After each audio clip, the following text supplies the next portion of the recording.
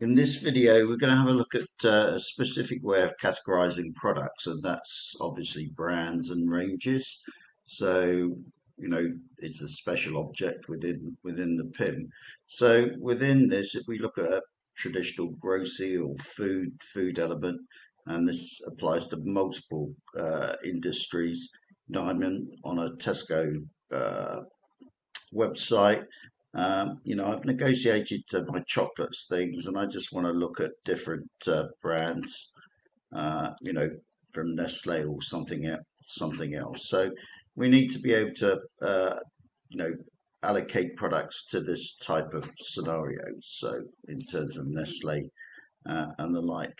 So if we look at how we do that within the PIM, here's our process. So in effect, what we're going to do is go to the admin section within the PIM, which is where you set this up. We have two methods of adding brands or associating brands to parents. One is manually, so we're going to have a look at that process now.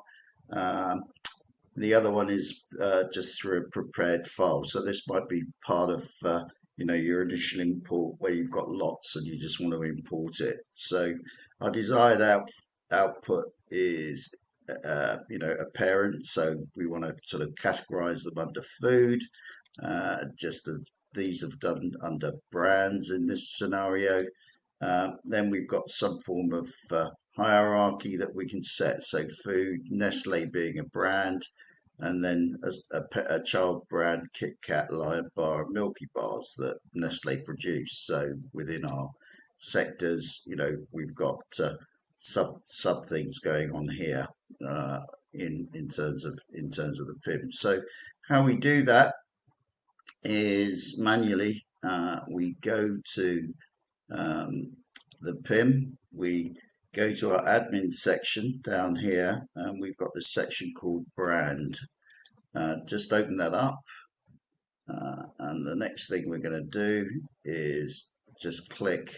We can see there's lots and lots of elements. You can change the views or build new views, but effectively what I want to do is just create brands. So I'm going to start with a parent brand.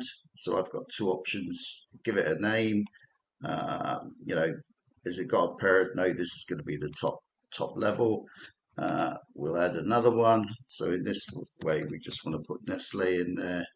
But in this instance, we want the parent to come under the food brand. We can use the save and new one. So in this instance, I just want a Kit Kat, which I love. We're just going to put that under the Nestle parent brand. Save and new, Milky Bar. And we're going to put it under the parent brand again. In this instance, Nestle. And then we just want our Lion Bar as well, just to keep it consistent. And just save that down. Now, if we navigate to our food section, we can see our brands. We can see we've got this section of food. Underneath we've got indented Nestle, and underneath Nestle we've got Kit Kat and Milky Bar. So you can start to see how we can build a structure here. And if we want to go back to our products to allocate it, I'm just going to choose any product. So let's just I'm just going to choose any food product just for the sake of this. I can come up here, you can see it's not got a brand, but let's say I just wanted to allocate it into the food part.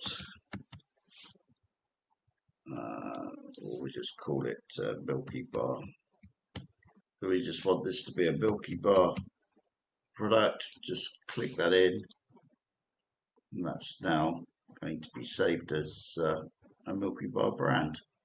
So effectively, we've gone to the PIM, and we've gone to the admin section. We've added new parents and children so that we can find them. uh, and then we've associated with them with products within the PIM. In the next video, I'm just going to show you how we can prepare a main file to import these directly into the PIM and associate them as such, in which case when you're importing products you can already associate them with brands en masse in your initial imports.